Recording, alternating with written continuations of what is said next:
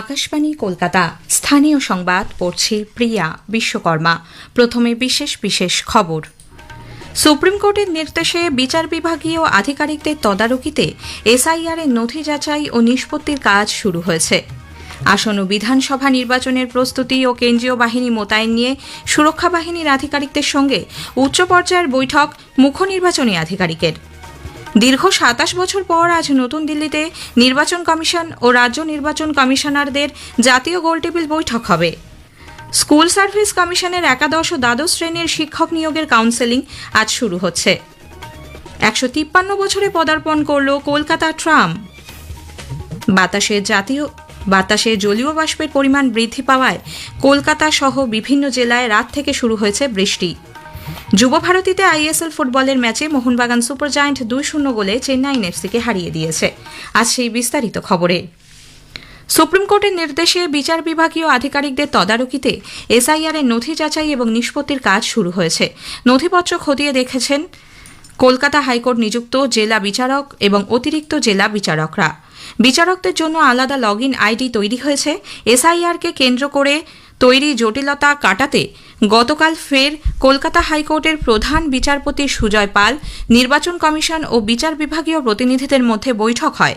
বৈঠক শেষে রাজ্যের মুখ্য নির্বাচনী আধিকারিক মনোজ কুমার আগরওয়াল জানান, এসআইআর এর কাজে নিযুক্ত বিচার বিভাগীয় আধিকারিকদের বিভিন্ন প্রশ্নের উত্তর দেওয়া হয়েছে। এখনও পর্যন্ত যতটুকু কাজ হয়েছে এবং আগামী দিনে কোন কোন পদ্ধতিতে কাজ এগোবে সে বিষয়ে তৈরি হয়েছে নির্দিষ্ট গাইডলাইন। হাইকোর্টের প্রধান বিচারপতি সুজয় পাল স্পষ্ট জানিয়েছেন, নির্ধারিত গাইডলাইন অনুযায়ী কাজ হবে। সূত্রের খবর, এসআইআর এর কাজের অগ্রগতির রিপোর্ট হাইকোর্টে জমা দিতে হবে বলেও বৈঠকে স্থির হয়েছে। বিচার বিভাগীয় আধিকারিকরা কিভাবে নথি পরীক্ষা করবেন, সিদ্ধান্ত নেবেন, আবেদন গ্রহণ বা বাতিল হলে তার কারণ কিভাবে জানাবেন, সেই বিষয়টিও ব্যাখ্যা করা হয় বৈঠকে। রাজ্যে আসন্ন বিধানসভা নির্বাচনের প্রস্তুতি এবং আইন শৃঙ্খলা পরিস্থিতি পর্যালোচনায় মুখ্য নির্বাচনী আধিকারিক মনোজ কুমার আগরওয়াল গতকাল রাজ্য পুলিশের শীর্ষ আধিকারিক, সিআরপিএফ এর আইজি প্রমুখের সঙ্গে বৈঠক করেন। মার্চ মাসের শুরুতেই কেন্দ্রীয় বাহিনী রাজ্যে পৌঁছানোর পর কিভাবে তাদের কাজে লাগানো হবে তা নিয়েই মূলত বৈঠকে আলোচনা হয়েছে। বৈঠকে কমিশনের তরফে স্পষ্টভাবে জানিয়ে দেওয়া হয়েছে, কেন্দ্রীয় বাহিনী এলেই সরাসরি তাদের কাজে নামাতে হবে। বাহিনীর গতিবিধির ওপর পর্যবেক্ষকরা নিরন্তর নজর রাখবেন। পাশাপাশি তথ্যগত অসঙ্গতি সংক্রান্ত কাজে নিযুক্ত বিচারকদের নিরাপত্তা নিশ্চিত করার দায়িত্ব রাজ্য প্রশাসন নেবে বলেও বৈঠকে স্থির হয়েছে। বুথ বিন্যাসের দিকটিও আলোচনায় উঠে এসেছে বলে খবর। নির্বাচন কমিশন আজ নতুন দিল্লির ভারত মণ্ডপমে রাজ্য নির্বাচন কমিশনারদের নিয়ে জাতীয় গোলটেবিল বৈঠকের আয়োজন করছে। মুখ্য নির্বাচন কমিশনার জ্ঞানেশ কুমারের সভাপতিত্বে ওই বৈঠকে উপস্থিত থাকবেন দুই নির্বাচন কমিশনার ডক্টর সুখবীর সিং সান্ধু এবং ডক্টর বিবেক যোশী। সব রাজ্য ও কেন্দ্রশাসিত অঞ্চলের রাজ্য নির্বাচন কমিশনাররা তাদের আইনি ও প্রযুক্তিগত বিশেষজ্ঞদের নিয়ে এতে অংশ নেবেন। পাশাপাশি ৩৬টি রাজ্য ও কেন্দ্রশাসিত অঞ্চলের মুখ্য নির্বাচনী আধিকারিকরাও যোগ দেবেন বৈঠকে। দীর্ঘ ২৭ বছর পর এই বৈঠক হচ্ছে। শেষবার এই ধরনের সম্মেলন হয়েছিল ১৯৯৯ সালে। তৃণমূল কংগ্রেস কলকাতার বহুতল আবাসনগুলিতে ভোট গ্রহণ কেন্দ্র তৈরির কাজে বাধা সৃষ্টি করছে বলে বিজেপি অভিযোগ করেছে। দলের রাজ্য সভাপতি শ্রমিক ভট্টাচার্য গতকাল সাংবাদিকদের বলেন, বহুতল আবাসনগুলিতে বুথ করার প্রস্তাব যাতে কমিশনে না পাঠানো হয় সেজন্য আবাসনগুলির প্রেসিডেন্ট ও সেক্রেটারিদের হুমকি দেওয়া হচ্ছে। তৃণমূল কংগ্রেস তাদের প্রশাসনিক শক্তিকে কাজে লাগিয়ে বিভিন্ন প্রভাবশালী নেতা, মন্ত্রী, পুরসভার কাউন্সিলর তারা গিয়ে কার্যত এক ভীতি প্রদর্শন করে আবাসনের সেক্রেটারিদের সেই চিঠি উইথড্র করাতে বাধ্য। আমি তো চাই আবাসনের মধ্যে ভোট হোক।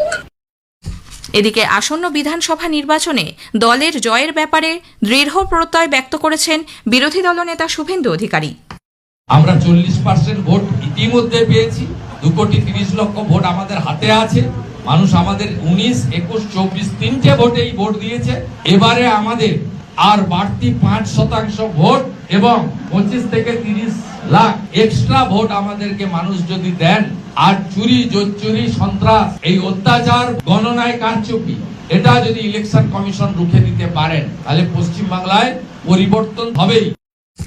বিজেপি গতকাল একযোগে রাজ্যের বিভিন্ন জায়গায় নানা অভিযোগে তৃণমূল কংগ্রেসের বিরুদ্ধে চার্জশিট পেশ করে দক্ষিণ চব্বিশ পরগনার মথুরাপুরে দলের জেলা কার্যালয়ে চার্জশিট পেশ করেন বিরোধী দলনেতা শুভেন্দু অধিকারী। পূর্ব মেদিনীপুরের তমলুক সাংগঠনিক জেলার মহিষাদল জেলা কার্যালয়ে সাংসদ সৌমেন্দু অধিকারী, নদিয়া উত্তর জেলা কার্যালয়ে চার্জশিট পেশ করেন রাজ্য মুখপাত্র ও সাংস্কৃতিক সেলের আহ্বায়ক রুদ্রনীল ঘোষ, বর্ধমানে বিজেপি নেতা মিঠুন চক্রবর্তী, বাঁকুড়া জেলা কার্যালয়ে বিধায়ক অগ্নিমিত্রা পাল চার্জশিট পেশ করেন।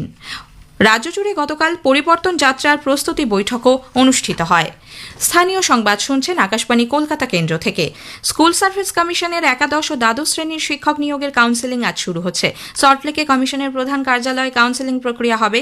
মেধা তালিকার মাধ্যমে ওপেন কাউন্সেলিং এর আয়োজন করা হচ্ছে। ফলে মেধার ভিত্তিতে সকল প্রার্থী স্কুল বাছাইয়ের সমান সুযোগ পাবেন বলে জানিয়েছে এসএসসি। স্কুল বাছাইয়ের পর কমিশন প্রার্থীদের সুপারিশপত্র দেবে।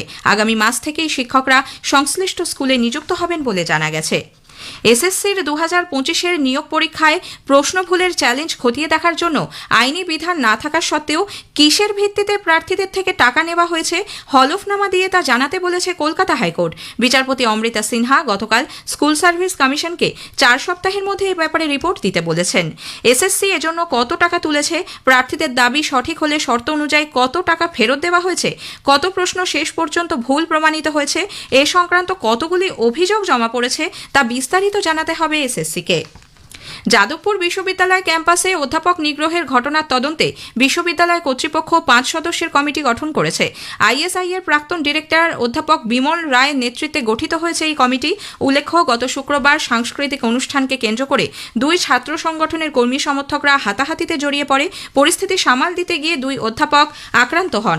ঘটনার প্রতিবাদে অধ্যাপকদের সংগঠন জুটার তরফে বিশ্ববিদ্যালয়ের উপাচার্য চিরঞ্জীব ভট্টাচার্যের কাছে ডেপুটেশন দেওয়া হয়। আজকের মধ্যে দোষীদের বিরুদ্ধে শাস্তিমূলক ব্যবস্থা গ্রহণ না করা হলে বৃহত্তর আন্দোলনে নামার হুঁশিয়ারি দিয়েছেন তারা। রাজ্য জয়েন্ট এন্ট্রান্স বোর্ডের চেয়ারম্যান হিসেবে দায়িত্ব পেয়েছেন গৌতম পাল। তিনি প্রাথমিক শিক্ষা পর্ষদের সভাপতি পদেও রয়েছেন। এর আগে জয়েন্ট এন্ট্রান্স বোর্ডের চেয়ারপারসন ছিলেন সোনালী চক্রবর্তী বন্দ্যোপাধ্যায়। কিন্তু তিনি রবীন্দ্রভারতী বিশ্ববিদ্যালয়ের উপাচার্য হিসেবে নিযুক্ত হওয়ার পর জয়েন্ট এন্ট্রান্স বোর্ডের চেয়ারপারসন পদটি খালি হয়ে যায়। 1873 থেকে 2026 153 বছরে পা দিল কলকাতার ট্রাম। জন্মদিন উপলক্ষে আজ বিশেষ ট্রাম যাত্রার আয়োজন করেছে ট্রাম প্রেমীদের একটি সংগঠন। ইতিহাসকে ফিরে দেখার এই যাত্রায় চলবে দ্বিতীয় বিশ্বযুদ্ধের সময়কার একটি ট্রাম।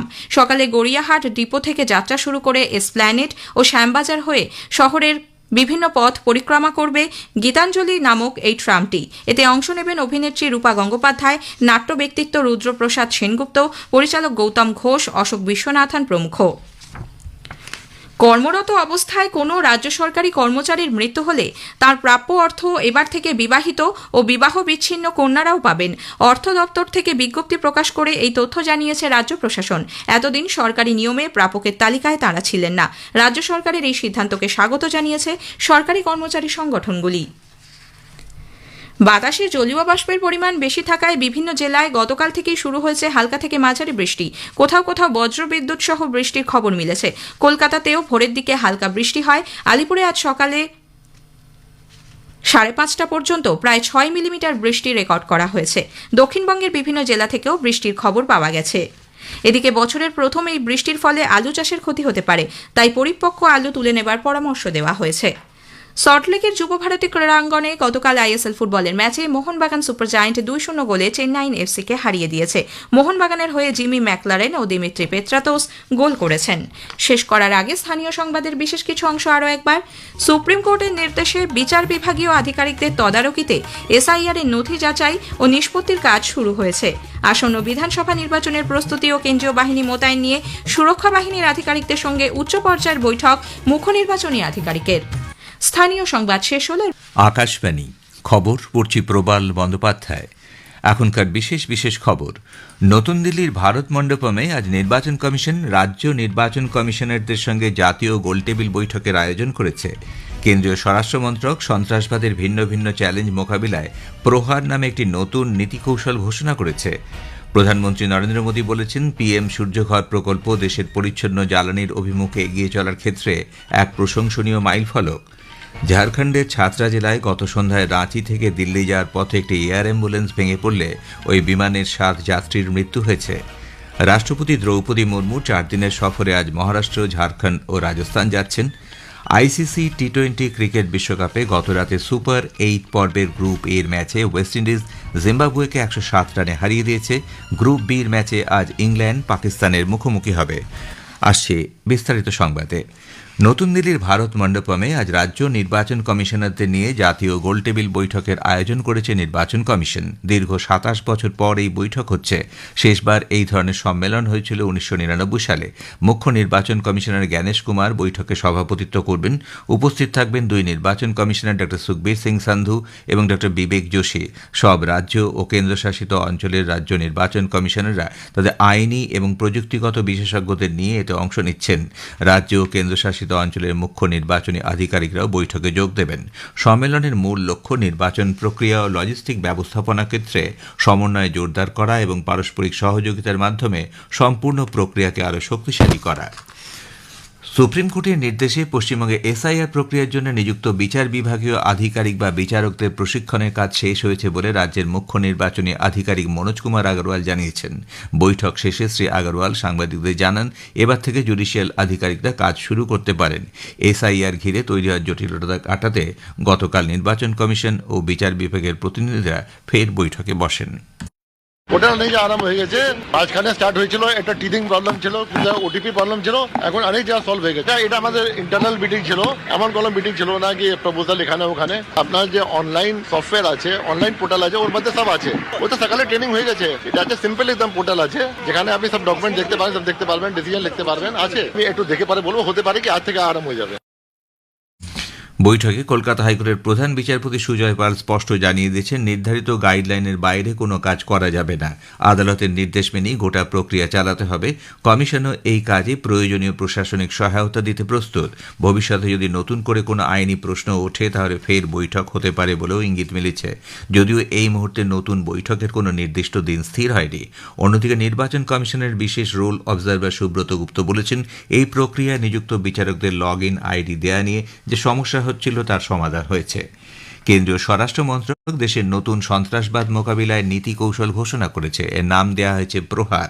সন্ত্রাসবাদের বিপদের মোকাবিলায় এবং তা প্রতিহত করতে সক্রিয় উদ্যোগ নেওয়া এবং সন্ত্রাসবাদের মোকাবিলায় সর্বাত্মক পরিকাঠামোর রূপরেখা এই নীতি কৌশলে স্পষ্টভাবে উল্লেখ করা হয়েছে। মন্ত্রক জানিয়েছে, সন্ত্রাসবাদের বিপদের প্রকৃতি পাল্টে যাচ্ছে। নতুন নতুন চ্যালেঞ্জের মোকাবিলায় নতুন নীতি কৌশলেরও প্রয়োজন হয়ে পড়ছে। মন্ত্রক আরও বলেছে, ভারত সবসময় সন্ত্রাসবাদে ক্ষতিগ্রস্তদের পাশে রয়েছে এবং দেশ বিশ্বাস করে পৃথিবীতে হিংসার কোনো স্থান নেই।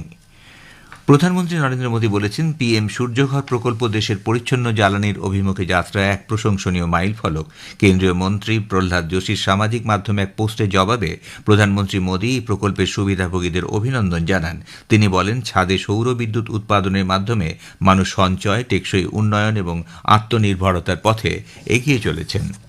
তৃণমূল কংগ্রেস সরকারের বিরুদ্ধে অস্থিরতা, দুর্নীতি ও তোষণের অভিযোগ তুলে আসন্ন নির্বাচনে পশ্চিমবঙ্গবাসীর কাছে সমর্থন চেয়েছেন প্রধানমন্ত্রী নরেন্দ্র মোদী। বিধানসভা ভোটের আগে রাজ্যবাসীর উদ্দেশ্যে লেখা খোলা চিঠিতে তিনি গত 11 বছরে কেন্দ্রীয় সরকারের বিভিন্ন প্রকল্প ও সাফল্যের খতিয়ান তুলে ধরার পাশাপাশি রাজ্যের মানুষকে প্রণাম জানিয়ে লিখেছেন, আগামী প্রজন্মের ভবিষ্যৎ কোন পথে এগোবে তা নির্ধারণের সময় এসেছে। গত এক দশকে জনকল্যাণ ও সর্বাঙ্গীন উন্নয়নকে অগ্রাধিকার দেওয়ার কথা উল্লেখ করে প্রধানমন্ত্রী দাবি করেছেন, কৃষক কল্যাণ থেকে যুব সমাজের ক্ষমতায়ন সব ক্ষেত্রেই কেন্দ্র ধারাবাহিকভাবে কাজ করছে। কেন্দ্রীয় সমবায় মন্ত্রী অমিত শাহ নতুন দিল্লিতে ভারত ট্যাক্সি প্রকল্পের সারথি বা চালকদের সঙ্গে আলাপচারিতায় অংশ নেন। এক ভিডিওয়ে শ্রী শাহ বলেছেন, ভারত ট্যাক্সি সমবায়ের মাধ্যমে গাড়ি চালকদের ক্ষমতায়ন সুনিশ্চিত হয়েছে।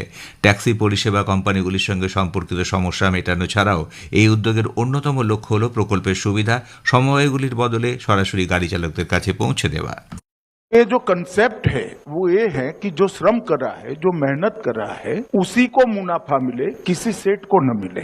अब आप भारत टैक्सी का विचार क्यों आया? ये जो आपने कहा ढेर सारी कंप्लेंट्स आती थी, 30% कट जाता था, कोई सर्टेनिटी नहीं थी, कोई सुरक्षा नहीं थी, जितनी भी कंप्लेंट्स है वो, इसका निवारण क्या?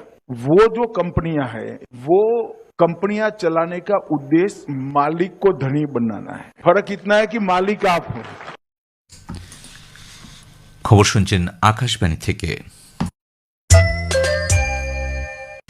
ঝাড়খণ্ডের ছাত্রা জেলায় গত সন্ধ্যায় রাঁচি থেকে দিল্লি যাওয়ার পথে একটি এয়ার অ্যাম্বুলেন্স ভেঙে পড়লে ওই বিমানের 7 যাত্রীর মৃত্যু হয়েছে। রাজ্য সরকারের এক আধিকারিক জানিয়েছেন, বেসরকারি বিমান সংস্থার ওই এয়ার অ্যাম্বুলেন্স সন্ধ্যে 7:11 রাঁচি বিমানবন্দর থেকে উড়ে যায়। 7 জন আরোহীর দেহ উদ্ধার করা হয়েছে।